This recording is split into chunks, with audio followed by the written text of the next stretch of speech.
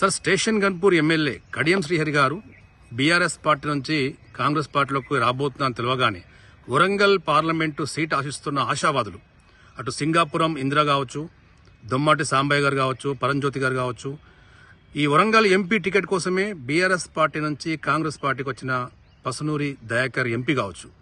So వీళ్ళందరూ కూడా కొద్దిగా కడియం గారిపై కోపంగా ఉన్నారు. మరి ఈ సిచ్యువేషన్లో కాంగ్రెస్ పార్టీ కడియం గారికి టికెట్ ఇచ్చే అవకాశం ఉందా?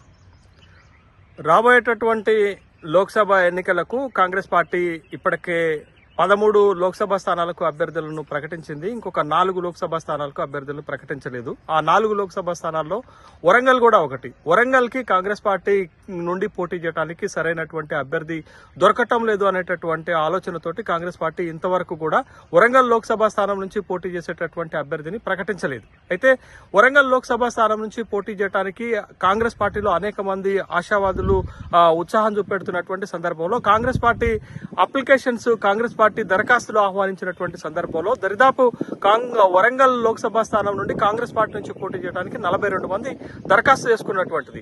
అంటే రాష్ట్రంలోనే సెకండ్ హైయెస్ట్ గా వరంగల్ లోక్సభ స్థానానికి పోటీ చేయడానికి దరఖాస్తులు వచ్చినటువంటి సందర్భాన్ని మనం చూసాం. అంటే కాంగ్రెస్ పార్టీ నుంచి పోటీ చేయడానికి, వరంగల్ లోక్సభ స్థానం నుంచి పోటీ చేయడానికి తీవ్రమైనటువంటి ఒత్తిడి ఉంది. అనేక మంది పోటీ పడుతున్నటువంటి సందర్భంలో ప్రధానమైనటువంటి ఆస్పిరెంట్స్, ప్రధానమైనటువంటి ఆశావాదులు బీఆర్ఎస్ పార్టీ నుంచి సిట్టింగ్ ఎంపీగా ఉన్నటువంటి పసునూరు దయాకర్ కాంగ్రెస్ పార్టీలో చేరారు. కాంగ్రెస్ పార్టీ నుంచి పోటీ చేయడానికి, అదేవిధంగా గత లోక్సభ ఎన్నికల్లో వరంగల్ లోక్సభ నుంచి పోటీ చేసినటువంటి దొమ్మాటి సాంబయ్య కూడా తీవ్రంగా కాంగ్రెస్ టికెట్ కోసం ప్రయత్నం చేశారు. అదేవిధంగా ఇటీవల జరిగినటువంటి శాసనసభ ఎన్నికలలో స్టేషన్ గన్పూర్ నుంచి పోటీ చేసి ఎమ్మెల్యేగా ఓడిపోయినటువంటి సింగపూర్ ఇందిర కూడా టికెట్ కోసం ప్రయత్నం చేశారు. తర్వాత విద్యావేత్తగా పాఠశాలను నడుపుతున్నటువంటి, ప్రైవేట్ పాఠశాలను నడుపుతున్నటువంటి వ్యక్తిగా పరంజ్యోతి కూడా వరంగల్ లోక్సభ స్థానం నుంచి కాంగ్రెస్ పార్టీ నుంచి పోటీ చేయడానికి తీవ్రమైనటువంటి ప్రయత్నాలు చేశారు. ఇంతమంది వరంగల్ లోక్సభ స్థానం నుంచి పోటీ చేయడానికి తీవ్రమైనటువంటి ప్రయత్నాలు చేస్తున్నటువంటి సందర్భంలో హఠాత్తుగా ఉమ్మడి వరంగల్ జిల్లాలో సీనియర్ నాయకుడైనటువంటి కడియం శ్రీహరి బీఆర్ఎస్ పార్టీ నుంచి కాంగ్రెస్ పార్టీలోకి చేరబోతున్నటువంటి వార్తలు వస్తున్నాయి. చేరుతున్నటువంటి సమాచారము, సంకేతాలు కూడా కనపడుతున్నాయి. ఇప్పటికే కాంగ్రెస్ పార్టీకి సంబంధించినటువంటి ప్రధానమైన ఇన్ఛార్జి దీపాదాస్ మున్షి, కాంగ్రెస్ పార్టీ ఇన్ఛార్జీలు కూడా కడియం శ్రీహరి ఇంటికి వెళ్లి కాంగ్రెస్ పార్టీలోకి రావాలనేటటువంటి ఆహ్వానం పంపారు. కడియం శ్రీహరి కాంగ్రెస్ పార్టీలోకి రావటమే కాదు, కడియం శ్రీహరితో పాటు కడియం కావ్య కూడా ఇటీవల బీఆర్ఎస్ పార్టీ నుంచి వరంగల్ లోక్సభ స్థానానికి టికెట్ అనౌన్స్ చేశారు. కానీ నేను వరంగల్ లోక్సభ స్థానం నుంచి బీఆర్ఎస్ పార్టీ నుంచి పోటీ చేయాలనేటటువంటి లేఖ కేసీఆర్ కి పంపించినటువంటి ధర్మిల, ఇటు కడియం శ్రీహరి బిడ్డ అయినటువంటి కడియం కావ్య ఇద్దరు కాంగ్రెస్ పార్టీలో చేరుతున్నారు.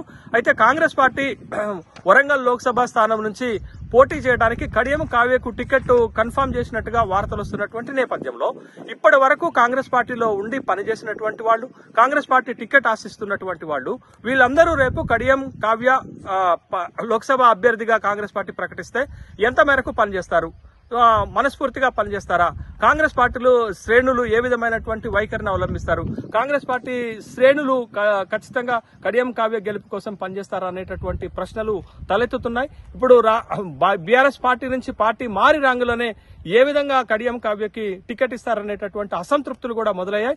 మరీ ముఖ్యంగా స్టేషన్ గన్పూర్ నుంచి గత 2 ఎన్నికల్లో, 2018 ఎన్నికల్లో, 2023 ఎన్నికల్లో స్టేషన్ గన్పూర్ నియోజకవర్గం నుంచి కడియం శ్రీహరి పైన, బీఆర్ఎస్ పైన పోటీ చేసి ఓడిపోయినటువంటి సింగాపూర్ ఇందిర అప్పుడే తమ అసంతృప్తి గళాన్ని వినిపిస్తున్నట్లుగా మనకు కనపడుతుంది.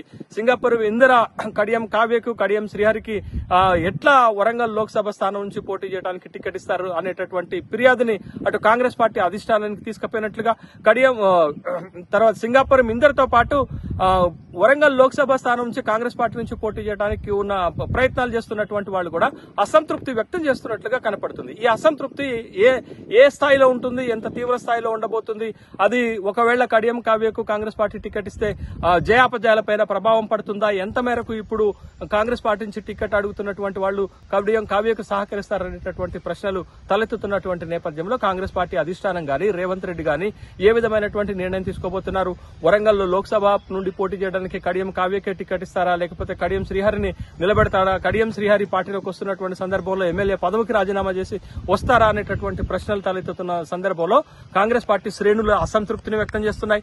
కాంగ్రెస్ పార్టీ నుంచి టికెట్ ఆశిస్తున్నటువంటి లోక్సభ టికెట్ ఆశిస్తున్నటువంటి వాళ్ళలో సింగాపూర్ ఇందర్తో పాటు అటు పరంజ్యోతి గాని, ఇటు పసునూరి దయాకర్ గాని, దొమ్మెటి సాంబయ్య గాని, ఇంకా అనేక మంది ఆశావాదులు తీవ్రమైనటువంటి అసంతృప్తి వ్యక్తం చేస్తున్నారు. కాబట్టి కాంగ్రెస్ పార్టీ పైన ఖచ్చితంగా ఈ ప్రభావం పడేటటువంటి అవకాశం ఉంది. అయితే ఈ వలసల రాజకీయాలను ప్రజలు ఎంత మేరకు ఆహ్వానిస్తారు, కడియం కావ్యని గెలిపిస్తారా? కాంగ్రెస్ పార్టీ వరంగల్ లోక్సభ స్థానం పరిధిలో చాలా బలంగా ఉంది. ఇటీవల జరిగినటువంటి శాసనసభ ఎన్నికల్లో కాంగ్రెస్ పార్టీకి దరిదాపు 6,60,000 పైచిలుగు ఓట్లు వచ్చాయి. అవే ఓట్లను నిలబెట్టుకుంటే కాంగ్రెస్ పార్టీ నుంచి ఏ అభ్యర్థి నిలబడ్డా సునాయాసంగా వరంగల్ లోక్సభ స్థానం నుంచి గెలిచేటటువంటి అవకాశాలు ఉన్నాయి. కానీ కడియం కావ్యను అభ్యర్థిగా నిలబెడితే కాంగ్రెస్ పార్టీ శ్రేణులు ఎంత మేరకు సహకరిస్తాయి, కాంగ్రెస్ పార్టీలో ఉన్నటువంటి ముఖ్యమైన నాయకులు ఎంత మేరకు సహకరిస్తారు, కాంగ్రెస్ పార్టీలో ఉన్నటువంటి ఎమ్మెల్యేలు ఎంత మేరకు సహకరిస్తారు, కడియం శ్రీహరితోటి కడియం కావ్యతోటి కలిసిపోతారా అనేటటువంటి సందేహాలు వ్యక్తమవుతున్నాయి. కాంగ్రెస్ పార్టీ అధిష్టానం కాంగ్రెస్ లో సుదీర్ఘకాలం పనిచేసినటువంటి వాళ్ళకి టికెట్ ఇస్తారా, లేకపోతే పార్టీ ఫిరాయించి వచ్చినటువంటి కడియం కావ్య లాంటి వాళ్ళకి టికెట్ ఇస్తారా అనేటటువంటి ప్రశ్నలే తలెత్తుతున్న నేపథ్యంలో మరికొన్ని రోజుల్లో ఈ అన్నిటి ప్రశ్నలకు సమాధానం దొరికేటటువంటి అవకాశం ఉంది.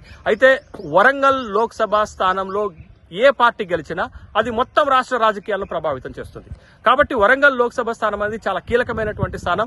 కాంగ్రెస్ పార్టీకి సంపూర్ణంగా గెలుపు అవకాశాలు ఉన్నటువంటి ఈ సందర్భంలో కాంగ్రెస్ పార్టీ చేస్తున్నటువంటి ఈ ప్రయత్నాలు కాంగ్రెస్ పార్టీ జయాపజయాలను ఏమన్నా ప్రభావితం చేస్తాయా? ఒకవేళ వరంగల్ లోక్సభ స్థానం పరిధిలో కాంగ్రెస్ పార్టీ కనుక రాబోయేటటువంటి లోక్సభ ఎన్నికల్లో ఓడిపోతే అది కాంగ్రెస్ పార్టీ పైన ప్రభావం పడుతుంది, రాష్ట్ర వ్యాప్తంగా రాజకీయాలపైన ప్రభావం పడుతుంది. ఇక్కడ బీఆర్ఎస్ గెలిస్తే బీఆర్ఎస్ కు ఊపిరి పోసినట్టు అవుతుంది, బీజేపీ గెలిస్తే రాష్ట్ర వ్యాప్తంగా బీజేపీ బలపడటానికి అవకాశం కల్పించినట్లు అవుతుంది. కాబట్టి వరంగల్ లోక్సభ స్థానమే రాష్ట్ర రాజకీయాలను కీలకమైనటువంటి మలుపు తిప్పేటటువంటి అవకాశం ఉంది. కాబట్టి ఇక్కడ గెలుపుని 3 రాజకీయ పార్టీలు చాలా ప్రతిష్టాత్మకంగా భావిస్తున్నటువంటి నేపథ్యంలో కాంగ్రెస్ లో జరుగుతున్నటువంటి పరిణామాలు, కడియం కావ్యకు టికెట్ ఇస్తే జరగబోయేటటువంటి పరిణామాలే రాష్ట్ర రాజకీయాలలో కీలకమైనటువంటి మలుపుకు దారితీసేటటువంటి అవకాశం ఉంది. వరంగల్ లోక్సభ ఫలితం పైన అన్ని రాజకీయ పార్టీలు మొత్తం రాష్ట్రమంతా ఎదురు చూస్తుందనేటటువంటి విషయాన్ని గమనించాలి.